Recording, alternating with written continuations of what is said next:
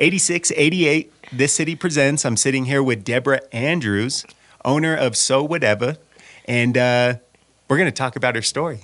Welcome. How are you? I'm very good, thank you. Awesome. Thank you for having me. Of course. So we were of course talking, right? And we're touching on a lot of things, but let's start all the way back. Deborah, you've worked on movies, you've worked on TV shows, right? Yes. Breaking Bad, Yes. Better Call Saul, Yes. Terminator Salvation, right? I'm sure the list goes on, right? But Yes. where did it all start? So if we want to start my life, basically, I was born in Los Angeles, California, and I graduated high school from there, and then of course I went to college there at Los Angeles Trade Tech for fashion design because that's what I wanted to do. My senior year of high school, I designed my very first piece. I don't know if you want to go onto this guy over here right now, but you can't really see the bottom in this picture, but this garment here that you're seeing on the wall is the very first piece I ever designed. It was in my senior year of high school, and my teacher told me that the design was way too complicated for me to do. And I said, well, I'm going to do it anyways. And then after I did it, she told me if I didn't become a designer, she was going to kill me. So that was the inspiration of wanting to go into fashion designing, and that's where it starts, is fashion. And then I went to Los Angeles Trade Tech for fashion design. And from there, I started working for Bob Mackie, and I brought a book in of Bob Mackie's book. And this is the very first job that I got working in the industry, entertainment world, I guess you could say. I worked in his costume rental business, so it was not a very glamorous world. Basically taking care of stock, maintaining stock, that kind of thing. But if anyone knows who Bob Mackie is, you know it's very, very good background to start off when you're only like 20 years old. So that's where it started. 5 years later, for some reason, I moved to Florida, not due to my work, but for personal reasons, and spent the next 20 years there. And mind you, I only did one film, Separate but Equal, with Sidney Poitier. I did some music videos, but a lot of the stuff I did was theater, and I also worked in what they call convention services. Not a very glamorous part of my life either. Let's touch on that. The music videos. Any good music videos? What Well, were they? in LA, I did Go-Go's. I did the Go-Go's video "Turn to You." Okay. And it's set up at the Doheny Mansion, and Rob Lowe is in it. And he stole my tuxedo, by the way. What? Yes. Rob Lowe stole your tuxedo? Yes, he did, and Oh, he never no. returned it at the end of this. Robbie, we need that back. Yeah, right? That's neat. That's neat. So the Go-Go's, right? And that's the same group from like the Kill Bill movie, right? Yes, Oh, exactly. How neat. How neat. So did the Go-Go's video in LA. The videos that I did in Florida are from, I can't even remember. They were some new people that came into the business, and it was like their debut videos. So that being said, spent there 20 years and then moved here to New Mexico in 2005. Okay, so 2005, you moved here. You had a little bit of it, right? Experience in the industry. In the industry, yeah. And is this when you landed the Breaking Bad position? Yes. Now, how did that happen? How did that fall in your lap? Well, actually, I was working on several other projects that were small, and then the opportunity came about. There was a new designer involved in the show, and so I was asked to interview, and I got it. And so I came in on I think it was the third season of Breaking Bad, and I was doing costuming work, and I was doing additional seamstress. And at that time, they did not have a seamstress that was in-house. Everything was just kind of put together. The budget was lower back then. In the very last seasons, I worked with a designer named Jennifer Bryan. She's the designer for Breaking Bad. She was the designer for Better Call Saul. And also the recent project that I just got done doing is Pluribus, which is on Apple TV, which Ray Seahorn won was that the Golden Globe, right? Yeah, or was it Viewers' Choice Awards? I can't remember. It's one of them, Just right? Yeah. recently, yes. So basically started out with them, you know. Neat. Now so you're doing costuming work, right? Or you're doing costuming, then you're also a seamstress. Let's Right. talk about the difference, right? Because I think it could, right? Some people think Right. it's the same thing, or So- you're in charge of wardrobe, right? Let's talk about, right? What is So it? in the costume department, which is costumes, not wardrobe, because wardrobe is a closet that you hang your clothes in. Costumes defines what we're doing. We're building costumes, whether it's contemporary wear or it's a period piece and you have to build it from scratch. The costumer works on set, or she preps the costumes to be fitted together on the actor. They are in charge of maintaining the continuity on set. That's their job. And a lot of people love doing that. And I liked it too for a while, but to me it wasn't creative enough. And I just kind of got pulled away from the costuming world into the seamstress world, or basically now I'm known as a quote unquote cutter fitter. So I basically do the fittings with the actors, and if there requires a build, I'm cutting it all out, making the pattern, etc. And then sometimes it's not needed. It's just making that outfit look better on the actors, and that's where we go into the world alterations, and did a lot of those. So yeah. How neat. So so the seamstress, you get to build it, right? You get to Yes. really build it. You get to hands-on creativity Yes. type work. And Build then it from as the far as the beginning. costumer goes, you're the costume police, right? You were Yeah. talking about continuity errors, right? Making sure that if there's a rip in a curtains or something, right? Right. You have to make sure that rip's the same again, right? Exactly. And make sure that it flows, right? And I think, Exactly. how neat, So this is your first time with Vince, right? At this point with Yes. Breaking Bad. Yes. You've worked with him on Better Call Saul. Now Yes. you're with the new show, Yes. right?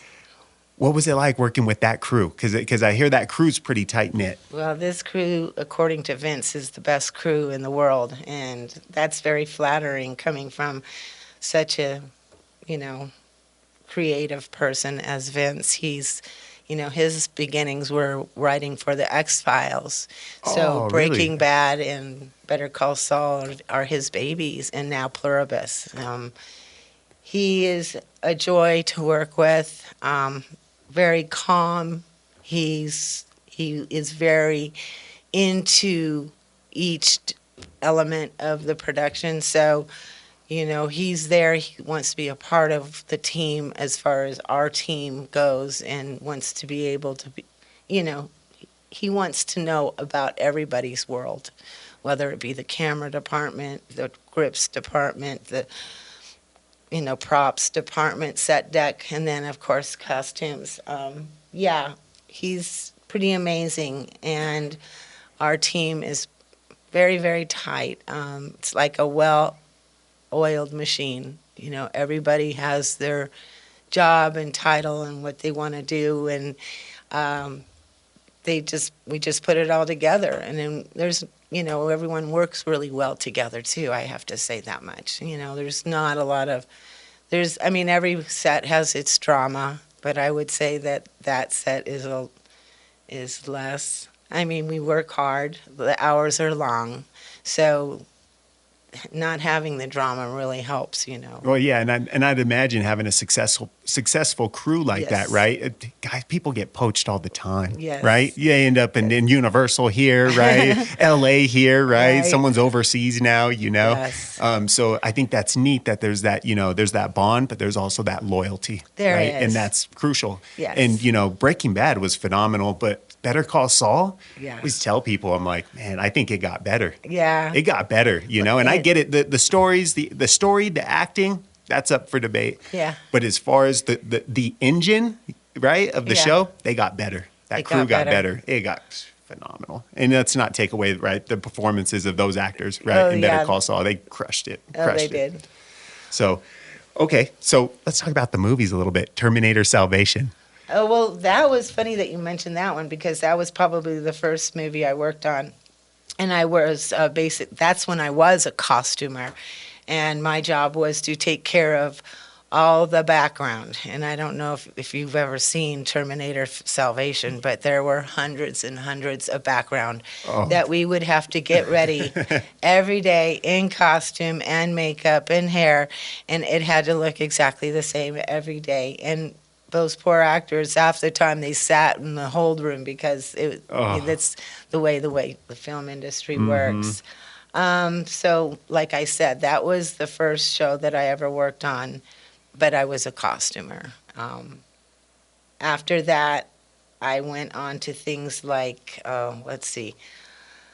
Oh, I did Love Ranch. I don't know if you've heard of that. That was a movie with Joe Pesci. Helen Mirren was in it. It was about a boxer from Las Vegas. I haven't seen it. No, I got to check it out. It's based on a true story. A lot of low budget movies. The Burning Plane. That was shot in Las Cruces. Hamlet 2. That was shot here in Albuquerque, and I was the cutter, fitter, stitcher on that one. It was a fun movie. You know, it was fun costumes, not realistic, just kind of like I had to intentionally sew like I was a mom sewing for a theater play. So that was funny. How neat. I worked on The Men Who Stare at Goats, where we shot in Roswell. I remember that one, Worked on the Book of Eli. I was this additional stitcher on that. I wasn't the key one. Fright Night, they did a remake of Fright Night, so I was an additional seamstress on that one and such. There was another movie that went to, what is that group? The film festivals. I'm trying to think of which one. Southwest? No, it was another one. Sweetwater was the name of the movie. It was with January Jones, and he played in The Hobbit, the other gentleman. I can't remember his name offhand. Sorry, Head, that I'm not remembering some people's names. Hey, it happens. What can we do? Logan, I was just an additional on that. You were on Logan, so you were there though. You got to see Very a lot. little. Very little. Hey, you were part of that. And That's amazing. Like I Love said, Logan. Breaking Bad was my biggest one. Better Call Saul was my big one. And then, of course, Pluribus. Mind you, I did the night shift. I don't know if you remember that. I think I do remember Night Shift. That was the one with they're like what, security or something like that. Hospital. Or it's a hospital. I don't remember. Yeah, emergency room. So I worked on that. What was really cool for a while there, from like 2011 till about 2019, I want to say. I basically had a revolving door, so I would work on one show, and then I would close my door. I didn't have to move any of my equipment, and then I'd come back in a couple of weeks and start another show. So that's convenient, it right? was a little bit spoiled there for a little while. Of course, pandemic happened, and then everything changed. Yeah. And so we were very, very happy and lucky to come back and finish Saul and then start on Pluribus. So that was pretty amazing. That's awesome. So you did the movies, you did the shows. Yep. Now we got our own business. Yeah. Deborah's so Whateva, right? Yeah. And I was so neat because that's where we met, right? Right. And I want to talk about this because I seen some of the mock-ups. This is the costumes she's working on. They're called mock-ups, right? Right. And I was looking at Lord of the Rings of Game of Thrones type, look like battle. My robe that I'm designing, yeah. Mm-hmm. So you do some neat stuff. Let's talk about that. So Whateva. So the same time I was doing Terminator Salvation, I opened So Whateva. And of course, I was hardly ever there because I was always doing a show. I eventually started hiring people so the door would be open, and then gradually got more and more people to work for me. This last year, after I did the last thing a pluribus. I decided to focus primarily on the studios. I'm not real young anymore. I don't, and I kind of like want to do my own thing now. I love designing myself on the shows. It's creative and everything, but I'm not the designer. I don't get that credit, which is fine. I You don't get the stress either, right? I That's don't get the nice. stress There you either. go. So now I have the stress.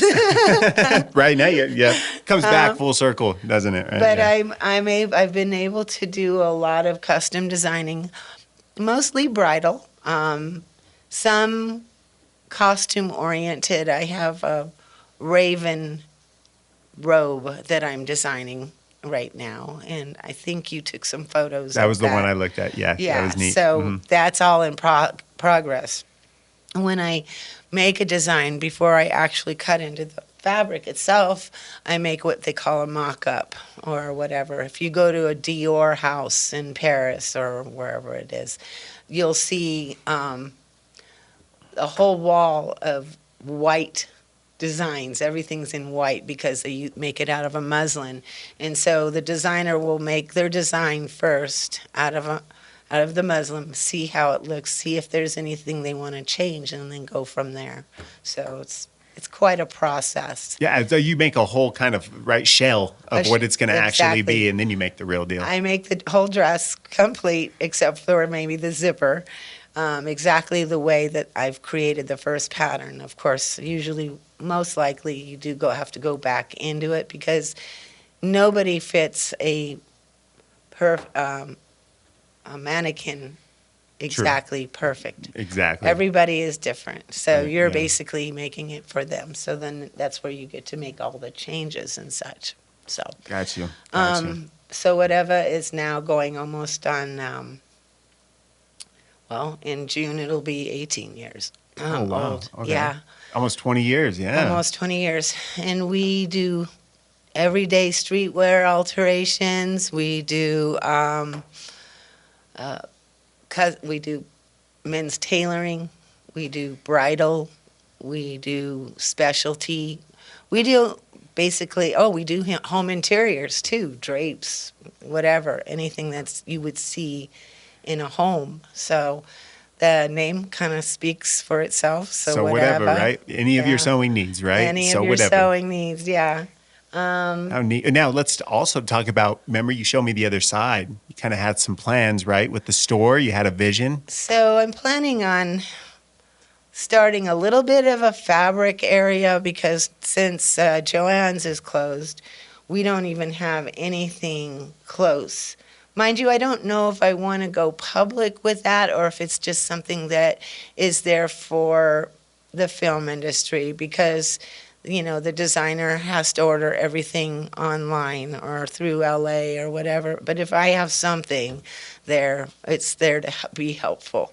I don't know if I want to venture on into a huge fabric store itself. I have a fabric store that is a small business here in town that I try to help her with, whenever I need things for my projects. I try to go through her instead of ordering things online myself. So that's how I work with that. Also, the other side of the building, I have made it so that it can take on really big projects. So a lot of times I'll get jobs like for a film, but the set deck department needs me. So they need drapery or bed covers or pillows. Well, the side that where all the apparel is done, clothes, can't accommodate the size of things. So I'm trying to expand that to make it a functioning, workable station for that. So that's where we're at right now, and we'll see. No, I love it. I was over there the other day, right? And I Right. seen some of your girls, right? Yeah. Working. The energy's great, right? They all love being there. Yeah. She was great. She was running to get pizza. You guys were celebrating someone's birthday, right? Yeah. But I saw it, and it's great. It's spread out, right? Yeah. A bunch of table machines, right? You got Yeah. mock-ups, you got fabric rooms, fabric areas, right? And I Yeah. think it's great, you know? And I'm going to bring in that leather jacket I told you about. Yes, I you need did. you to try to stretch, or, you said Make you it- can add some leather if need Yes, to. we can. We'll We get can- we'll get crazy if we We need to, will but figure it out. yeah, and you guys are doing everything there. Yes, we are. And which was really cool about the shop is, even though I personally have worked on these shows, my shop has too. So let's say a show has this huge giant scene coming up, and they just don't have enough seamstresses, and they've got a deadline. So my shop has been available for many shows to get that work done. So then, yeah, so whatever comes and kind of helps save the day there at the end. So Hey, you get a little bit from every direction, Every right? It all direction. adds up, right? And that's Right. how you stay in business for Right. 20 years. yeah. I love it. So even though I'm fading out of the film industry, not completely, just not as much. My shop will always do a little bit here and a little bit there. And I just want to develop that part of my life. Yeah. I love it. Well, it sounds like you got it done, right? Look, you got the Right. you got the resume to show, right? Thanks. I love the stories. I want to hear more about Terminator Salvation, but we can talk about that. You're so Yeah, I funny. got to know the drama on sets. I got to think- know who's who. But Deborah, thank you so much for coming on. Thank you. I love talking about your story, the bridal, where it started, right? Yeah, and where you thank at you. now. But yeah, you're going to have to come back on. Thank you Okay. so much. I love it. Thank you so much. 8688, This City Presents. We're out.